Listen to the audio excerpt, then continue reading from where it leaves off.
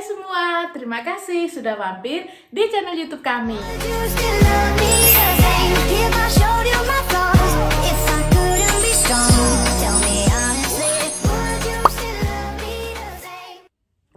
Kali ini aku mau ajakin kalian buat sharing tentang bagaimana perjalanan karirku mulai dari lulus kuliah, jadi karyawan sampai membuka usaha. Di sini semoga menjadi inspirasi buat kalian semua yang lagi galau tentang pekerjaan, lagi jenuh di pekerjaan kalian, lagi cari kerja ataupun lagi bingung mau usaha apa. Yuk ikutin aku bercerita hari ini. Nah, aku tuh sebenarnya dulu itu lulusan dari rekam medis di salah satu universitas diploma. Jadi pendidikanku cuma diploma ya guys. Dan di situ aku lulus. Kenapa aku milih rekam medis saat itu? Padahal sebenarnya waktu SMA itu aku tuh emang suka fotografi, suka dunia-dunia seni, suka kayak ngarang-ngarang, nulis buku, nulis cerpen, dan dulu tuh berprestasi banget di bidang seperti naskah-naskah, tulisan cerpen kayak gitu-gitu. Tapi aku tuh memang pada dasarnya dulu itu punya apa ya, masa remaja, maklum ya guys ya. Jadi masa remaja itu kayak lebih ke punya gairah tersendiri buat tunjukin ke orang. Nah itu bagian dari kepahitan sih sebenarnya. Jadi kepahitan tuh kayak punya sakit hati sama omongan-omongan orang yang kayak meremehkan, masa sih kamu anaknya siapa, emang bisa jadi apa, emang apa itu namanya, kamu tuh nggak pintar di bidang akademis yang ini, masa bisa kamu berhasil, bla bla bla bla. Banyak banget kata-kata dari lingkungan sekitarku, entah dari saudara atau dari yang lainnya, teman-teman. Bahkan waktu SMA aku sempat kena bullying guys. Jadi mungkin itu luka batin yang akhirnya dari dalam hatiku ini kayak punya dorongan buat nunjukin ke mereka bahwasanya aku bisa lebih sukses di masa mudaku kayak gitu. Bahkan dulu itu aku sempat mikir, aku di usia 30 tahun aku harus sudah punya target yang besar gitu loh. Tapi targetnya ini salah karena didasari dengan sakit hati dari omongan-omongan orang sekitar. Dan waktu itu aku lihat peluang, kayaknya rekam medis ini jarang banget ada kala itu lulusannya, dan juga dibutuhkan banget di rumah sakit. Jadi aku langsung masuk di rekam medis tanpa berpikir panjang. Aku mulai bekerja usaha keras banget di situ karena memang awalnya orang bahasa, masuk di rekam medis yang basicnya itu lebih ke tenaga medis kan, kayak IPA, terus ketelitian kayak gitu-gitu, terus teknologi juga. Dan di situ aku belajar keras sampai akhirnya aku bisa lulus dengan nilai yang baik. Dan lulus dengan nilai yang baik, aku harus ngelamar di rumah sakit pastinya kalau punya sertifikat atau punya ijazah dari rekam medis ini. Tapi sayangnya ketika aku mulai praktek di pekerjaan, di KKN, terus habis itu di kayak praktek magang kayak gitu, aku ngerasa kayak ini bukan passionku, aku nggak bisa kerja di rumah sakit dengan cara yang seperti ini kayak gitu. Dan akhirnya bener, saat lulus aku ngelamar-lamar, tapi ternyata waktu ada panggilan mangkir, kayak misalnya nggak niat gitu loh guys. Terus habis itu ternyata Tuhan itu sayang banget sama aku. Aku tuh waktu itu di gereja dan orang tua aku itu ketemu sama orang, dan orangnya itu ngasih tahu ada lowongan pekerjaan di Surabaya di perusahaan asing, dan aku akhirnya ngelamar di situ dengan berbagai tes. Akhirnya aku keterima jadi sekretaris. Bayangin, anak baru lulusannya rekam medis, kerjanya di Surabaya di sebuah perusahaan asing dengan banyak fasilitas, gaji lumayan, jadi sekretaris. Itu kalau bukan Tuhan itu kayaknya nggak mungkin. Karena di sini pun kami nggak kenal juga sama orang-orang yang di dalamnya, jadi kita nggak ada orang-orang yang membawa untuk masuk ke situ gitu. Dan akhirnya aku di perusahaan asing itu jadi sekretaris, menjalani hari-hari. Sebenarnya kalau orang lain lihat itu enak, tapi pada dasarnya karena aku ini kurang bersyukur guys, jadi aku kayak nggak nyaman gitu loh kerja di situ. Dengan kan ceritanya, apalagi aku ini masuk situ modalnya itu cuma pinter ngomong, pinter bahasa asing, bahasa Mandarin, bahasa Jepang, bahasa Inggris, kayak gitu-gitu aja gitu loh. Sedangkan yang lain itu udah teknik mesin, akuntansi, teman-temanku yang lainnya itu seperti itu. Jadi aku tuh kayak kayak kasih karunia banget sebenarnya masuk situ, tapi sayangnya aku masih tertutupi sama yang namanya kepahitan masa lalu, terus materialistis juga mungkin karena tujuannya pengen banget jadi orang yang sukses, orang kaya, orang yang pengen nunjukin sama orang lain kayak gitu-gitu. Dan akhirnya di situ cuma bertahan 2 tahun aja. 2 tahun aku jenuh, aku bosen, nggak bersyukur dengan fasilitas semuanya, dapat mobil, biaya hidup dikasih, dapat tempat tinggal, kosnya tuh sendiri dan kita pilih sendiri kantor yang biayain. Nah, kurang enak apa coba. Tapi ternyata di situ akhirnya aku resign. Dan aku resign selang nggak sampai 2 bulan, aku kan ngelamar-lamar cari batu loncatan juga. Ada panggilan untuk ke anak perusahaan dari Semen Tiga Roda. Di situ di Surabaya lagi. Aku balik ke Surabaya dan setelah tes juga, tesnya super rumit, aku kembali diterima di situ. Dan aku percaya ya, Tuhan itu baik banget ke aku. Jadi meskipun aku tuh punya motivasi-motivasi yang kadang itu kurang benar juga ketika aku renungkan sekarang, tapi Tuhan dikala itu sangat kayak apa, nurutin banget gitu loh. Aku meskipun gak ada niat, aku ngelamar iseng-iseng sini sama Tuhan dikasih. Aku iseng-iseng terus resign, aku abaikan, terus ngelamar kemudian di tempat yang lain dikasih lagi sama Tuhan dan kayak gitu. Tapi bedanya ketika di perusahaan pertama itu aku diperlakukan hampir kayak anaknya yang punya perusahaan, maksudnya kayak dilindungin banget sama bos-bosku karena mereka tahu cara kerjaku dan aku anak baru yang masih belajar. Jadi segala sesuatu sering dimaklumin, apapun sering. Di Semen Tiga Roda ini aku benar kayak diproses, benar-benar diproses kembali. Ketika aku yang punya masa lalu yang sakit hati sama bullying di masa SMA, itu ternyata itu kembali lagi ada bullying di saat aku ditempatkan di kantor Surabaya, di kantor pusatnya. Bullyingnya ini bukan dari teman-teman yang lain sih, bukan dari teman-teman divisi lain, tapi dari satu divisi. Aku nggak tahu kenapa, tapi aku menyimpulkan sebelumnya ini ada anak yang aku gantikan ini dia itu kayak perfect banget anaknya, terus penampilannya tuh kayak anak muda banget, sedangkan aku kan gemuk ya guys. Jadi penampilanku itu karena memang aku terbawa dari perusahaan asing, jadi ya aku pakai baju-baju kerjaku yang lama lah ya, gak mungkin aku masuk di perusahaan itu aku langsung beli baru kan nggak mungkin. Jadi kalau di perusahaan lamaku karena dia perusahaannya Taiwan itu super duper kayak banget, kayak apa tuh namanya, formal banget. Jadi pakai sepatu high heel, pantofel, harus pakai blazer, harus rapi, harus apa kayak gitu. Sedangkan yang di anak perusahaan Tiga Roda ini temen-temenku kebanyakan anak-anak yang seumuran sama aku. Kala itu aku di umur 22-an dan di situ mereka kan pakainya casual ya, jadi pakai hem, pakai kemeja kotak-kotak kayak gitu-gitu. Sedangkan aku nggak punya kayak gitu guys. Jadi aku tetap pakai sama baju-baju lamaku. Dan di situ terlihat kayak mereka tuh ngerasa, kamu tuh lo siapa? Kamu kan karyawan biasa kayak kita, kok penampilanmu kayak bos kita kayak gitu-gitulah.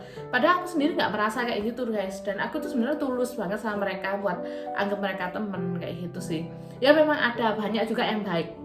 Cuman namanya orang ya guys, karena itu memang aku dari dasarnya dari SMA itu aku punya luka tentang bullying. Jadi akhirnya itu kayak jadi tambah buka luka itu lagi kayak gitu loh guys.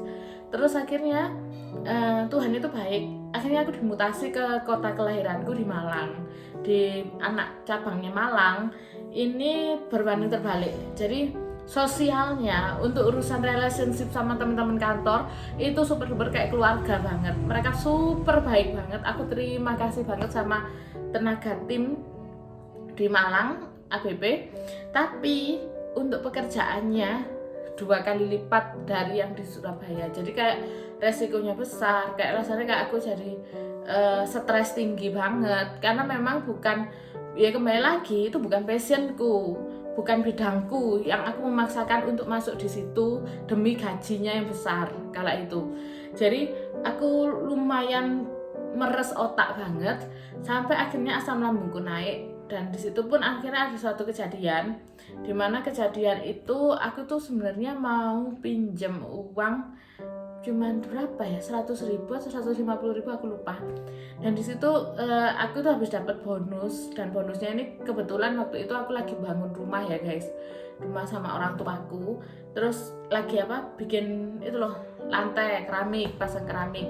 Jadi bonusanku udah habis di pasang keramik, dan aku tuh memang mau gajian untuk 1 minggu ke depan. Jadi aku mau pinjem, itu pun pinjem itu di ACC sama SPV ku. Jadi ndak cuman pinjem sing langsung ke bendahara kantor, aku mau ini enggak. Jadi ACC dari atasanku. Ternyata 2 hari setelah itu ada audit, sedangkan di dompetku benar-benar nggak ada uang sama sekali buat ngembaliin pinjamanku itu. Akhirnya namanya aku pinjem itu dimarahin lah besar-besaran. Memang aku mengakui kalau itu aku salah, cuman marahnya ini benar-benar yang kelewatan banget gitu menurutku. Dan akhirnya kayak kayak nunjukin aku kayak benar-benar aku tuh dibilangin sama atasanku yang dari Surabaya itu, kamu itu orang miskin, kamu penampilanmu kayak gini, bla bla bla bla, kamu orang miskin, ternyata kamu orang kere dan bla bla, kamu nggak akan jadi orang yang sukses. Terus benar-benar di down banget, down sedon-donnya.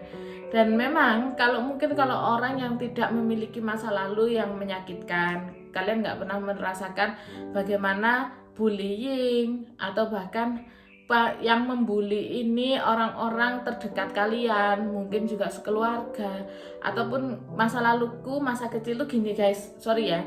Jadi aku anak kedua dari keluargaku, dan di situ keluargaku tuh pernah diproses luar biasa sama Tuhan, jatuh banget.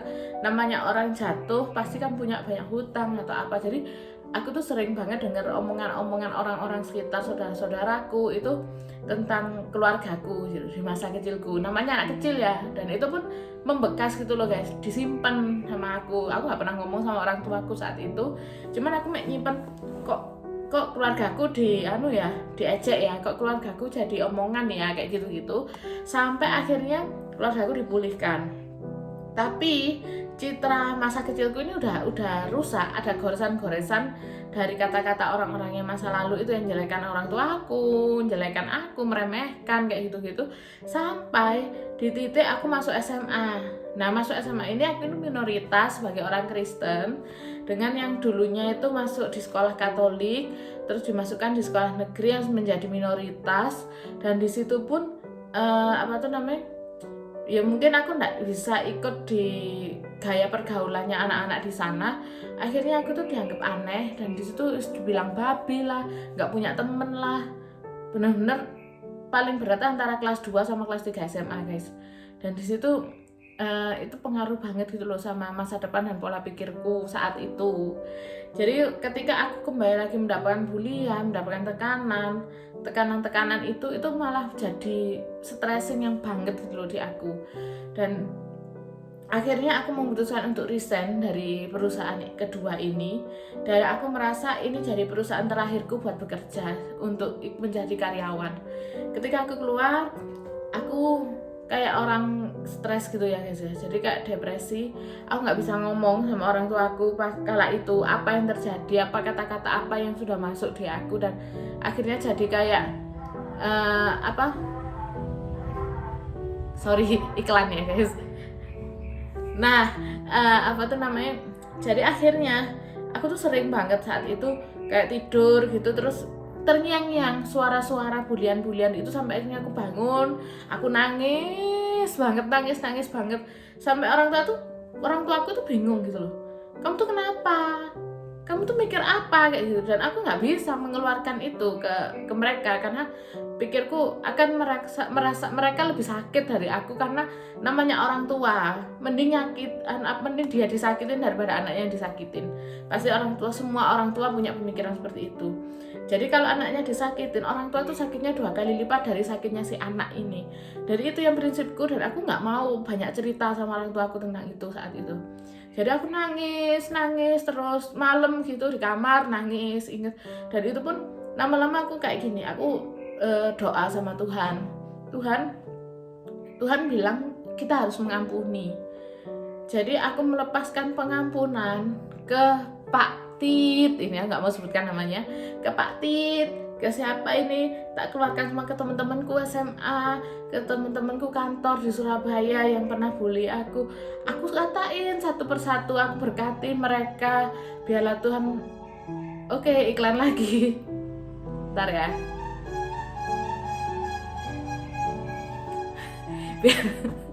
Jadi apa tuh namanya, jadi akhirnya aku berkatin, aku doain, sekalipun itu nggak bisa instan langsung mengampuni guys, rasanya sakit banget, tiap doa nangis, sakit banget itu rasanya. Aku kayak kok kayak gini ya gitu, gimana rasanya aku caranya buat aku ngelepasin ini semua gitu, karena orang yang memiliki kepahitan itu kayak orang terikat guys. Jadi nyesek banget kalau ingat, kalau kita punya pikiran-pikiran yang apa tuh namanya, pengen mengampuni, tapi ketika kita mengingat itu sakit banget di dada kita. Dan itu parahnya itu memang benar-benar aku simpen mulai dari zamanku anak-anak sampai aku SMA dapat lagi, sampai aku kerja dapat lagi. Dan memang sifat kepahitan itu ketika kita masih belum bisa melepaskan, akan ada terus pemicu untuk kepahitan itu bertambah. Jadi hati-hati buat kalian yang punya kepahitan, cepet dibereskan. Kita harus mengampuni orang menyakiti kita, sekalipun itu nggak instan. Aku itu keluar saat itu bulan sekitar Mei, Juni, Juli lah, pertengahan gitu ya. Aku baru bisa benar-benar ngampuni ikhlas itu bulan Januari. Jadi benar-benar setiap malam sampai puasa, sampai apapun aku doa, aku mau mengampuni orang ini, aku benar-benar. Dan cara untuk bilang mengampuni itu pun itu nggak cuma di mulut, benar-benar pengen tak keluarkan sakitnya itu sama Tuhan. Dan akhirnya di situ pun aku juga mikir gitu loh, Tuhan aku mau ngapain ini, aku nggak mau jadi karyawan lagi, karena aku nggak mau sakit lagi, apa yang pernah tak rasain itu nggak mau keulang lagi. Jadi kayak semacam ada trauma tersendiri untuk menjadi karyawan kayak gitu loh guys. Terus aku nggak bisa jadi karyawan lagi kayak gitu. Dan akhirnya aku nyoba buat usaha, yaitu donat. Kalau itu namanya donat lovel kan, dapur lovel apa donat lovel aku lupa. Jadi aku bikin donat, praktek sama orang tuaku. Kami nggak punya sama sekali resep dari awal seperti apa. Kami cari-cari di internet, kami praktek mulai dari yang sampai dilempar ke anjing pingsan rotinya, sampai sekeras itu, sampai yang empuk banget. Dan akhirnya aku tuh door to door ke warung-warung kecil, kadang ditolak sama orang-orang, kadang juga mau tapi enggak dipromosikan. Ada yang laris juga di warung sini, di warnet kayak mesti. Aku tuh benar-benar bertekad buat aku harus usaha sendiri, aku percaya Tuhan itu punya rencana besar buat aku kayak gitu kan. Aku nggak bisa jadi karyawan, mungkin aku bisa jadi pengusaha, meskipun pengusaha kecil.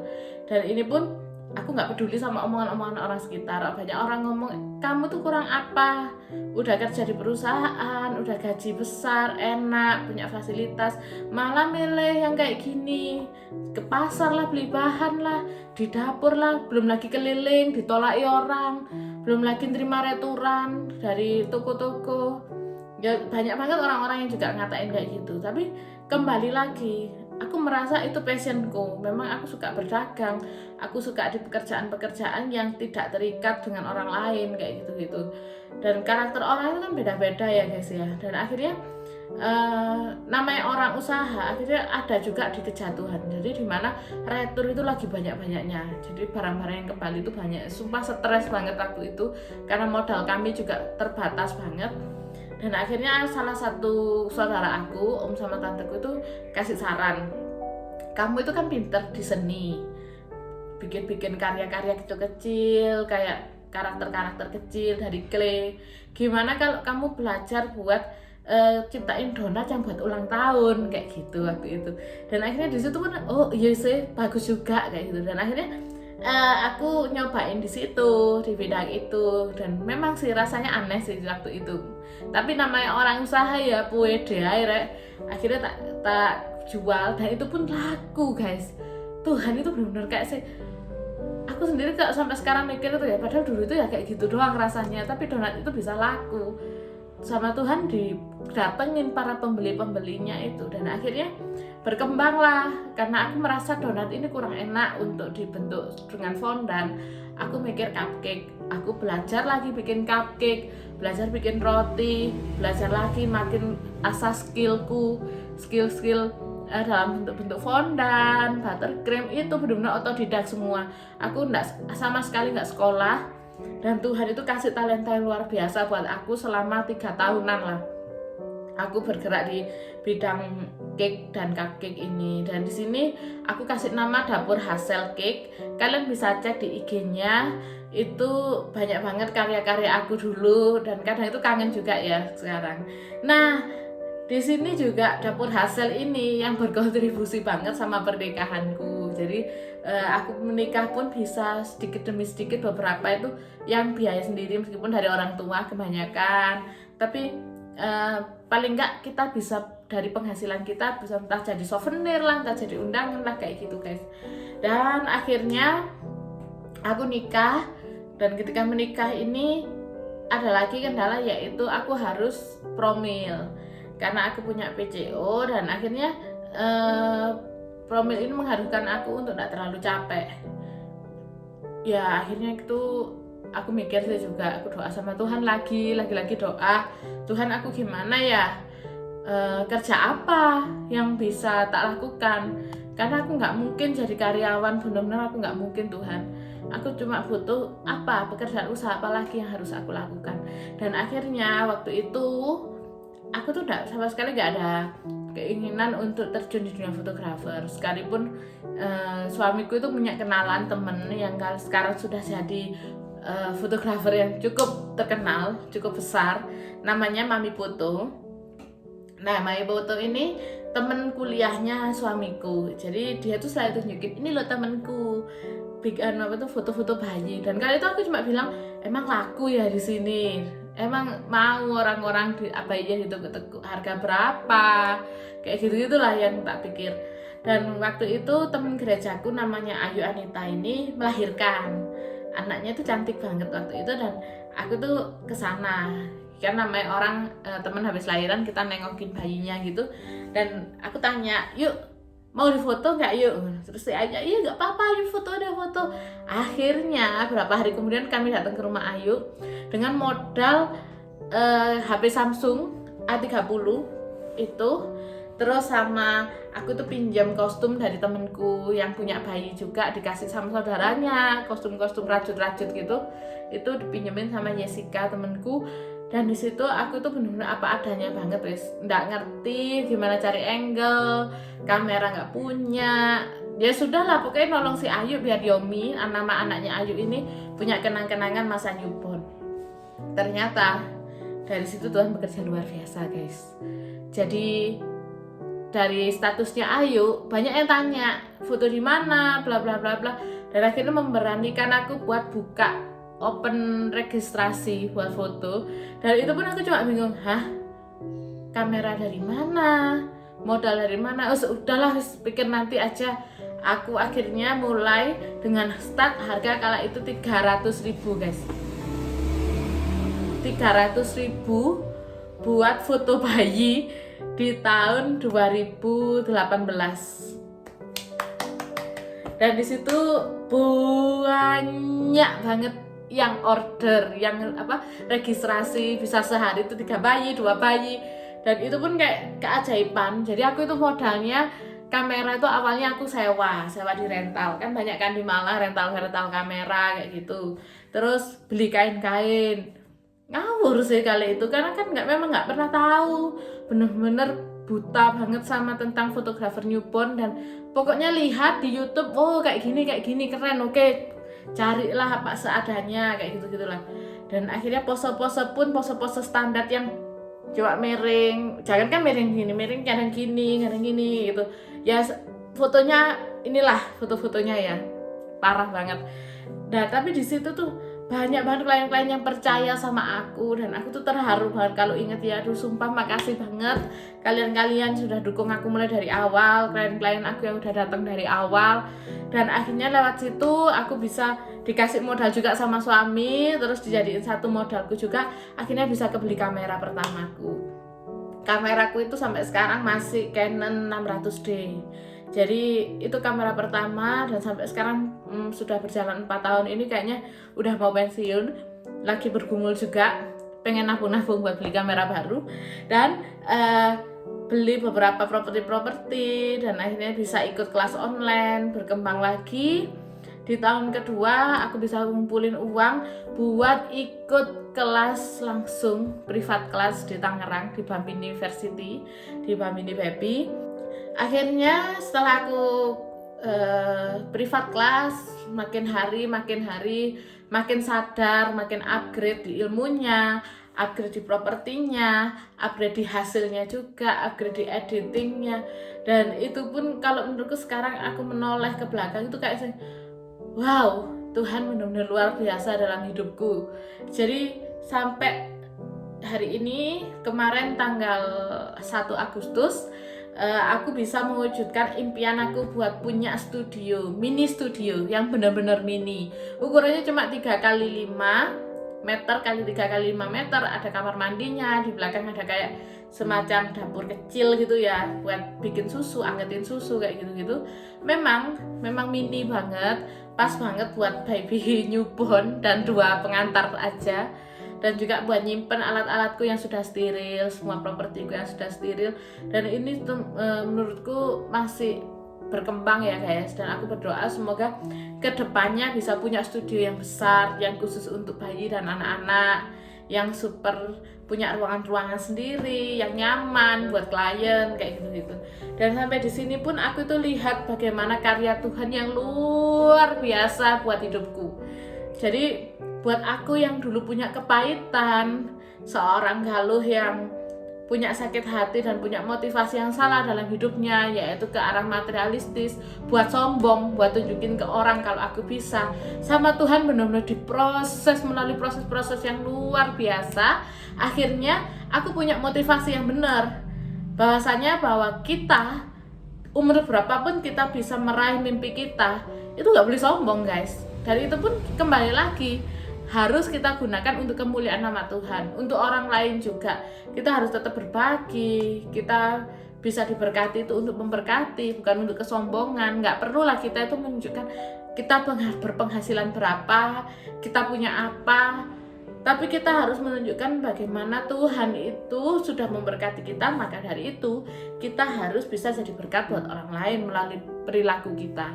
Dan di sini aku benar-benar ngajak teman-teman bahasanya lepaskan apa yang menjadi hambatan-hambatan untuk berkat kita. Dan yang paling penting hambatan itu yang harus dilepas adalah sebuah kepahitan. Pasti semua orang pernah sakit hati, pasti semua orang punya motivasi yang rasanya pengen menunjukkan ke orang kalau aku itu bisa. Tapi ternyata dulu mungkin dunia mungkin berkata itu wajar. Tapi ternyata menurut kebenaran dari firman Tuhan, dari kebenaran setiap agama, aku percaya bahwasanya kalau kita memiliki motivasi yang salah, otomatis kita dihadapkan dengan proses-proses yang tidak benar juga. Kalau kita memiliki motivasi yang benar, kita akan dihadapi dengan sebuah proses-proses yang membawa kita ke arah kebenaran itu. Jadi waktu itu ketika aku sudah berserah, aku benar-benar bertekuk lutut sama Tuhan tentang masa depanku. Aku minta ampun kalau mungkin aku selama ini punya motivasi yang salah. Tuhan malah bekerja yang luar biasa, yang jauh dari yang kita pikirkan. Dan Poto Comel sampai dengan hari ini 4 tahun berdiri di sini, benar-benar banyak banget cerita-cerita yang kalau diceritakan satu-satu itu kayak perjalanan step by step yang semakin hari aku merasa semakin naik, meskipun dengan air mata, meskipun mungkin dengan luka juga, tapi Tuhan itu selalu menguatkan aku, dan terutama para timku yang super sabar itu buat kita nggak boleh nyerah, kita harus maju terus, karena kita ini bekerja bukan cuman buat kita sendiri, tapi ini pelayanan kepada Tuhan. Bagaimana kita itu bisa jadi berkat buat keluarga bayi, buat para bayi, kita bisa menolong, kita bisa kasih saran, bahkan buat orang lain kita bisa jadi motivasi. Bahwasanya apapun yang terjadi di hidupmu sekarang, Tuhan itu punya rencana besar, dan ayo libatkan Tuhan di kehidupan kita. Dan motivasinya adalah carilah dahulu kerajaan Allah dan kebenarannya, maka semuanya akan ditambahkan kepadamu. apapun. Carilah dulu bagaimana kita berhubungan relationship dengan Tuhan, bagaimana kita beragama bukan cuma sebagai rutinitas beribadah, tapi lebih ke hubungan pribadi kita sama Tuhan.